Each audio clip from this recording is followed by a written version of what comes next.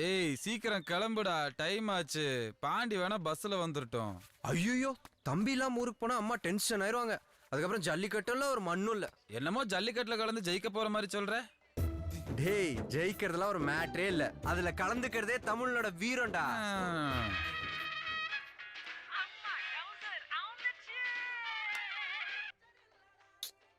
இது வேற ஒரு மிஸ்டு கால் வந்துகிட்டே இருக்குடா.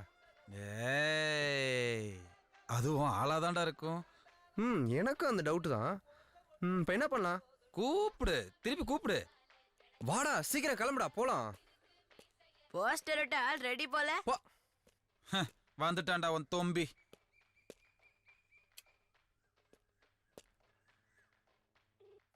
ஹலோ ஹலோ, யாரு? டேய், உங்க அம்மாடா. அம்மாவா? தப்பாச்சே. டேய், லூசு மாதிரி பேசாதடா. ஏதாவது உருப்படியா சொல்றா. அடுத்து கூப்பிட்டானா உடனே அட்டன் பண்ணி பேசுறேன். ஓகேடா. ஒட்டுண்ணி பசங்க 2 பேரும் ஒட்டிக்கிட்டே திருவிழாக்கு வந்து சேருங்கடா. ஓடிடா அப்படியே.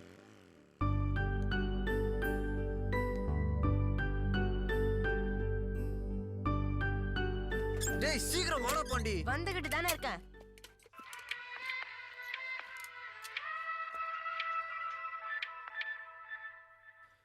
பிரியாடா. பிரியா தானே? சொல்லுங்க பிரியா, நீங்க தான் தெரியும். நான் தான். ஒரு கவிதை வேணும். இப்ப அண்ணன் அள்ளி விடுவானே. நெக்ஸ்ட் வீக் எங்க காலேஜ்ல ஒரு காம்படிஷன் இருக்கு. உங்ககிட்ட கேட்கலாம்னு ஒரு குருட்டு நம்பிக்கையில கவிதை போட்டியில சேர்ந்தேன். ஆனா உங்ககிட்ட எப்படி கேட்கறதுன்னு தெரியல.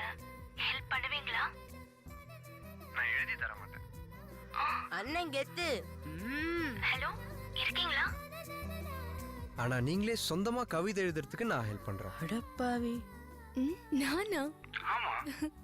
ஐயோ, எனக்கு வராது. உங்க தம்பிக்கு எழுதி கொடுத்த மாதிரி எனக்கும் எழுதி கொடுத்துருங்களேன் ப்ளீஸ்.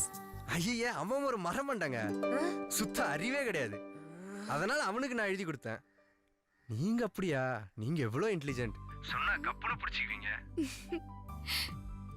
எப்படின்னு கொஞ்சம் சொல்லுங்களேன். நிறைய தமிழ் கவிதை புக்ஸ் வாங்கி படிங்க. அப்புறம் நெட்ல தமிழ் கவிதை பேஜ் எல்லாம் ஓபன் பண்ணி படிங்க.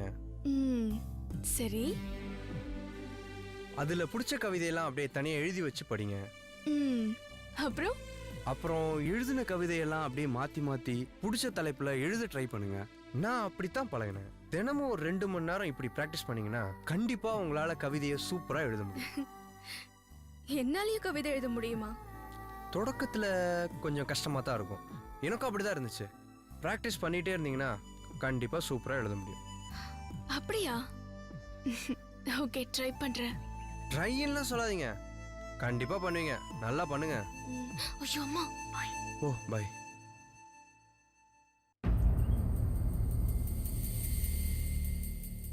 அப்ப நீ பைத்தியமாகிறது கன்ஃபார்ம்டு.